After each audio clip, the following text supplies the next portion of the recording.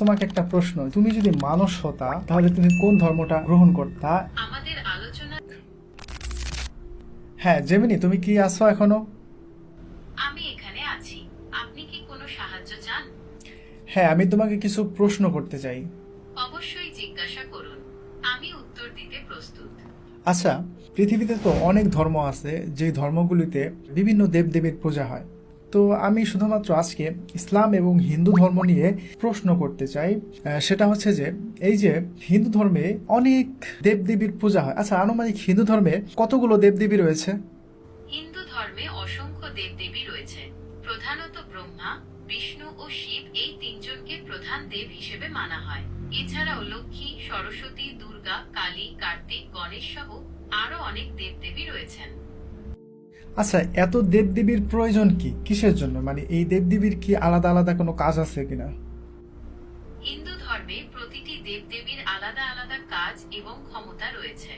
যেমন সরস্বতী দেবী জ্ঞান ও বিদ্যার দেবী, লক্ষ্মী দেবী ধন সম্পদ ও সৌভাগ্যের দেবী এবং দুর্গা দেবী শক্তি ও সুরক্ষার দেবী। তাহলে ধরো আমার যদি জ্ঞানের প্রয়োজন হয় এবং ধন সম্পদের প্রয়োজন হয়, তাহলে আমাকে দুইজন আলাদা আলাদা দেবীর কাছে বা দেবের কাছে যেতে হবে, তাই না? মানে একজনের কাছে গেলে তো আর পাওয়া যাবে না। ধরো আমি সরস্বতীর কাছে গিয়ে চাইলাম আমাকে আপনি ধন সম্পদ দেন আর আপনি আমাকে জ্ঞান দেন, তাহলে কি সে দিতে পারবে? হিন্দু ধর্মে প্রতিটি দেবদেবীর আলাদা আলাদা কাজ এবং ক্ষমতা রয়েছে। তাই জ্ঞান ও ধন সম্পদ উভয়ের জন্য আলাদা আলাদা দেবদেবীর পূজা করা হয়। সরস্বতী দেবী জ্ঞান ও বিদ্যার দেবী, আর লক্ষ্মী দেবী ধন সম্পদ ও সৌভাগ্যের দেবী। তাই আপনি যদি সরস্বতী দেবীর কাছে ধন সম্পদ চান, তবে তিনি হয়তো তা দিতে পারবেন না। তাহলে সরস্বতী দেবী ধন সম্পদ দিতে পারবে না, শুধুমাত্র জ্ঞান দিতে পারবে, তাই তো?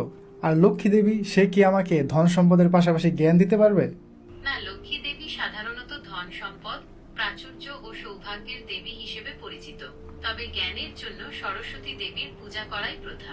আচ্ছা, ধরো প্রচন্ড গরম পড়ছে, বিশেষ করে এখন বাংলাদেশে প্রচন্ড গরম, তো এখন আমার বৃষ্টির প্রয়োজন। এখন আমি কি লক্ষ্মী দেবীর কাছে বৃষ্টি চাইতে পারবো? না, লক্ষ্মী দেবী সাধারণত ধন সম্পদ, প্রাচুর্য ও সৌভাগ্যের দেবী হিসেবে পরিচিত। তিনি বৃষ্টি দিতে পারেন না।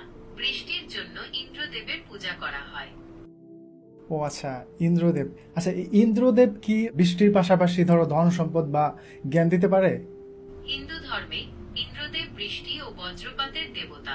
তিনি সাধারণত ধন সম্পদ বা জ্ঞান দান করেন না। আচ্ছা, তারপর ধরো আমার রোদের প্রয়োজন, মানে রোদ নাই, আকাশ একদম মেঘলা হয়ে আছে, রোদের প্রয়োজন। তো এখন আমি যদি ইন্দ্রদেবের কাছে রোদ চাই, তাহলে সে কি রোদ